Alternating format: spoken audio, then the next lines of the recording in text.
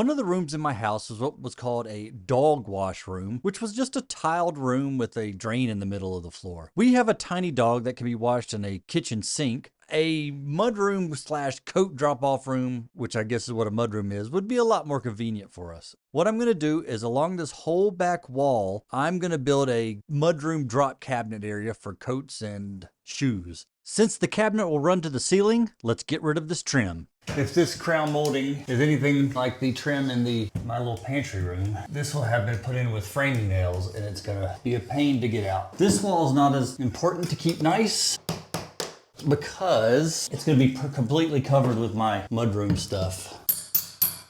But I do want to keep this stuff nice. I want to reuse. Christ. So there's no stud right there, so you gotta be careful. I've ruined the wall.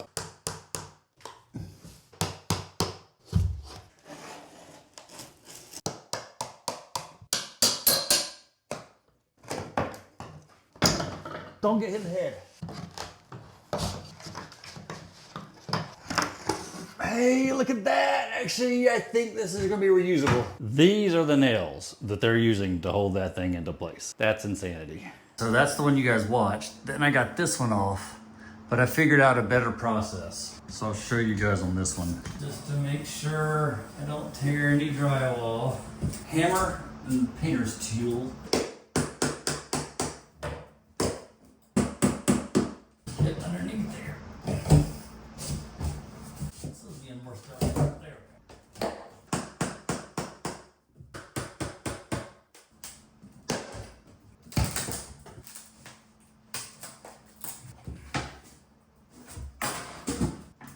What is it called?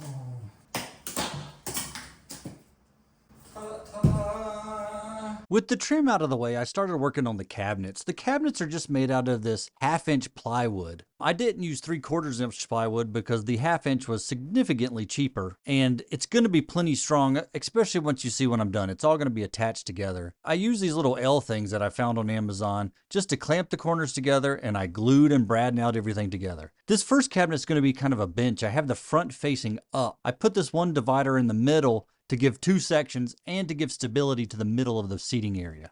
On the back of all the cabinets I'm making, I'm just using a sheet of 1/4-inch plywood, and this is just glued and brad nailed to the back. Ta-da! There's going to be a total of 6 cabinets along this wall, and most of them are pretty simple boxes. This is the upper cabinet that I'm just making to hold little storage bins. I built this by constructing these shelves first, which I kind of slotted together, and once I had them together, I just framed them with more plywood. And these are the 6 cabinets all put together. I went ahead and primed the one on the far left with a roller, but then I decided to try to spray prime the other cabinets. I'm gonna prime with this. I figured it'll take the whole thing. I used this Kills 2 primer to prime. Since I was just going to use the whole can, I just went ahead and thinned it inside of the can with just a little water. And always use your PPE when spraying. This was kind of messy. It was very windy out the day I did this, and I did end up getting a little of the primer and the paint on my driveway. And this is the color my cabinets are going to be. This is the cabinets. There's gonna be a frame that goes on the front of them. What I'm gonna go ahead and do is there's one more coat I need to spray of the green. And then after I spray that, we can start putting these in place. Okay, I got these in place. I thought I recorded bringing these in, but I didn't. So look, this is gonna be harder to record than I thought. Those are the corner ones. One right there. And then there's one right there. I need a wider lens. These are 2 separate pieces. I made it like that because otherwise I don't really think I would be able to get it in here. I'm just going to attach them to screws because once this is all together, it's going to be pretty solid. And this one day, if I needed to, I could take it apart. Ta-da! Oh, my battery died. I'm going to get its new charge. We're back. Drill's been charged. All right, wedges. Somehow it's level. No freaking way. It needs to go back a little bit. Freaking good. Let's go this way. 2 things. I'm gonna attach this one to that one. Before I get too crazy attaching stuff together, there's one other thing we're gonna do in here, and that's this mirror. We have this, so I'm going to install it at the back of this. So there's a plug right in the middle. I think you can see it. You don't want to see this plugged in. I'm gonna chop this end off and fray it and actually wire it into the back of that plug. It's gonna be okay because there's gonna be a whole wall in there. You'll see. So look, chop this. And now,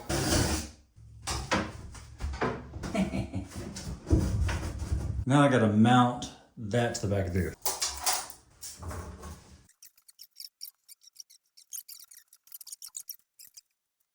Let's drill a little pilot hole.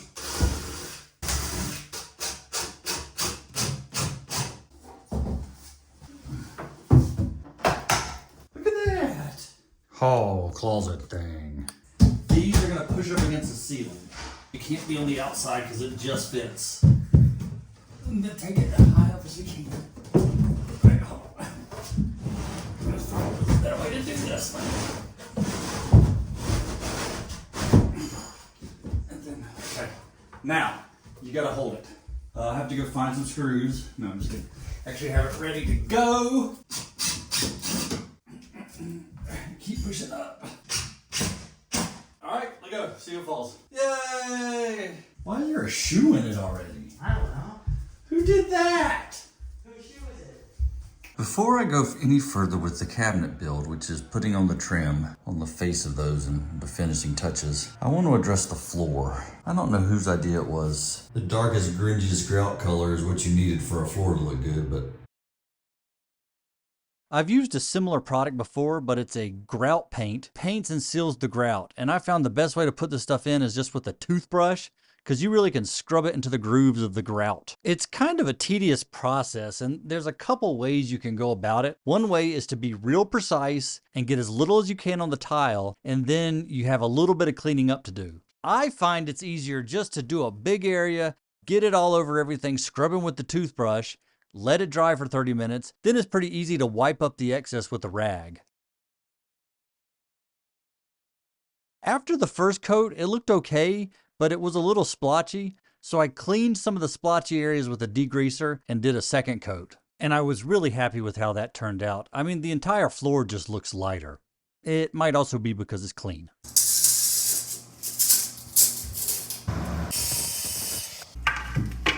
No.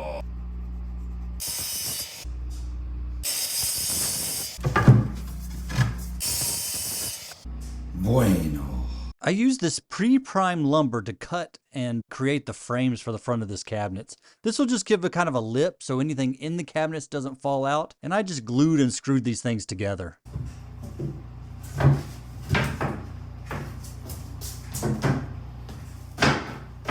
With that one done, I decided to tackle the upper one next, which would be the most complicated one, but it was really pretty simple. It wasn't much different than the other one. I just made the vertical risers first, and once I knew that fit, I added in the horizontal pieces.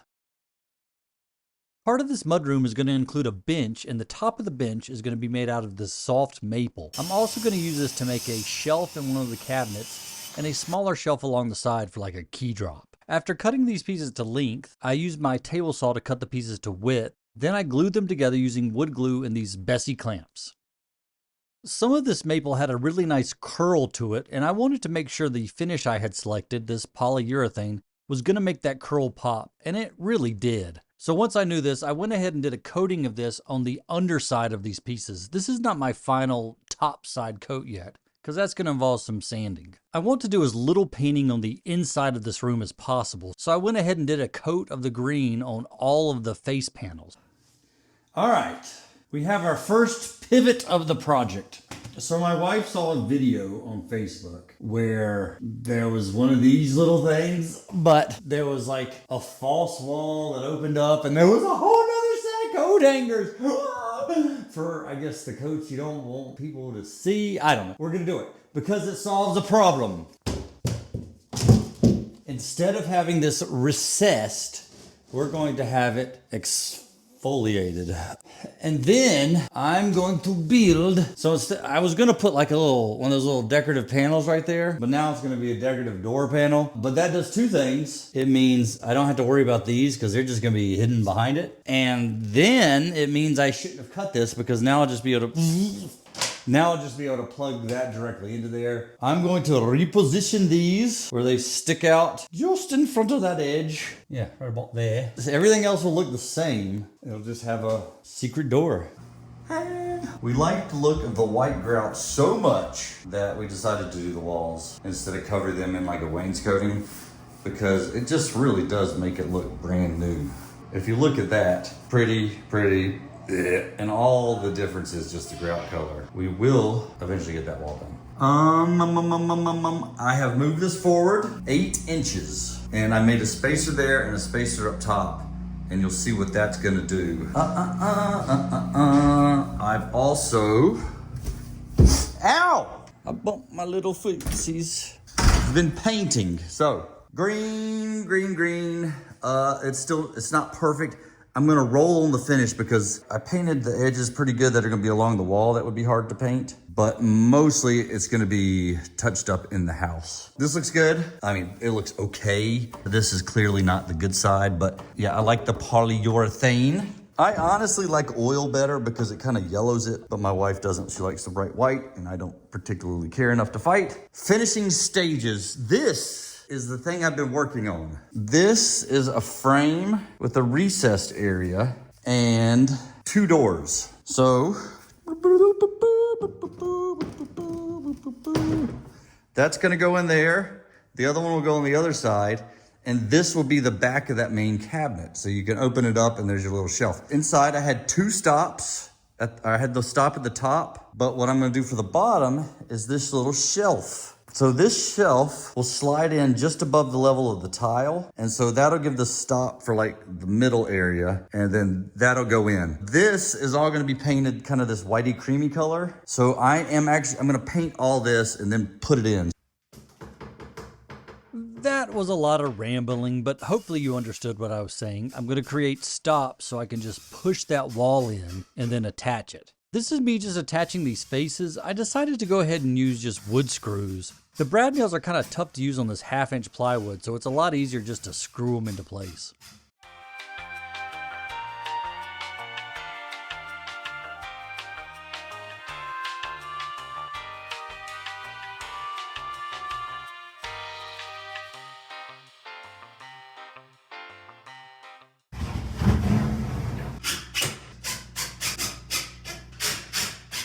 With all the face rails installed, I did use like a wood filler just to cover any screw holes and any kind of spaces that I didn't like. And then I just sanded the crap out of it. Have you seen those videos where people expertly cut in? Yeah, that's not me. I am just as likely, even with all this, to drip some on the floor, step on it, and spread it throughout my whole house.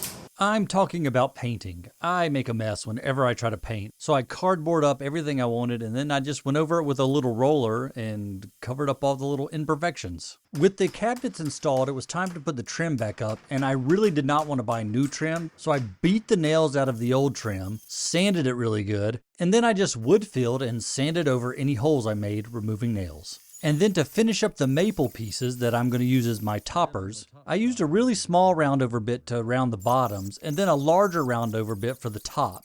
With that done, I removed some dust. Then I just really went to town sanding up to 400 grit, using water between each sanding step. This raises the grain and helps it be smoother. Then I placed a couple of coats on this outside layer of the same polyurethane that I used on the bottom, and it really was starting to look pretty good. I just set this in there just so we could see what it looks like. This is permanent. The way I set this, I mean, I just put a couple of, shelf pegs, and that's there so I can move that if I don't want to.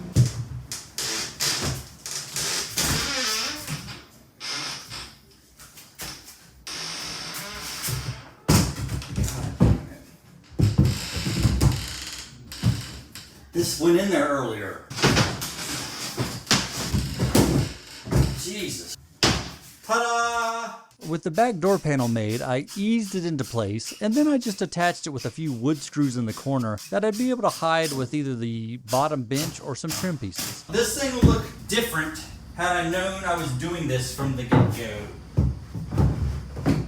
What I mean by that is, if I had known I was going to make a bench that stuck forward of the side cabinets, I would have extended those edges to overlap the little sides a little bit. And then there's this shelf. It's level with that one in there. And the way I made it, I just glued a couple pieces of this maple together. There'll be some hooks on it. So I ordered 4 hooks to go on here, and on the other side, I'm gonna fix that. I thickened up, so I want these on that 8 inches from the top. And at the same time that I ordered these 4 hooks, I ordered the little magnetic latches to hold these shut, and they're apparently being shipped by Carrier Penguin from Antarctica, because they're not arriving here till the end of December. If I put one right here and right there, when I open it, I'm gonna fix that. They missed the edge of that. And then there's 4 stripes betwixt these. And then 1, 2, 3, 4. If I put another one right there, it misses that. And then they're pretty evenly set up. Oh yeah, there we go. So I will do 4 of those. Ta-da! Apparently, this came with extra. I'm gonna put these on either side in here, for like hanging hats or bags or something. I don't, oh shit. Ta-da! And now we just have to wait a slight eternity for my magnetic hooks. All right, I'm gonna put this trim back up here, I think. Hopefully I can do this without nail gunning myself.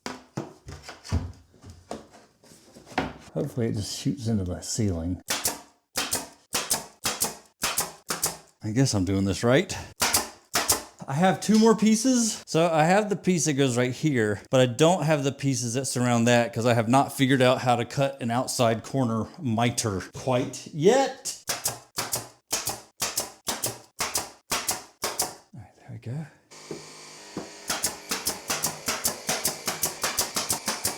I need to trim that with some shoe molding. Finishing touches on the room. You can see we've been granted light by a magical chandelier. I gotta paint the ceiling. That's not part of this project. I took down the old boring light fixture. The chandelier was in our bedroom, but we're more fan people. We had nowhere else it would go, so I stuck it in here. Yeah, I finished the 2 outside corners. The reason that's not included in this footage is because you should absolutely just watch somebody else on how to do that. I mostly got that done with caulking and paint. Caulking and paint makes me the carpenter I ain't. I got the trim around here, and we have 2 more finishing touches to do before we're officially done. One is in this closet.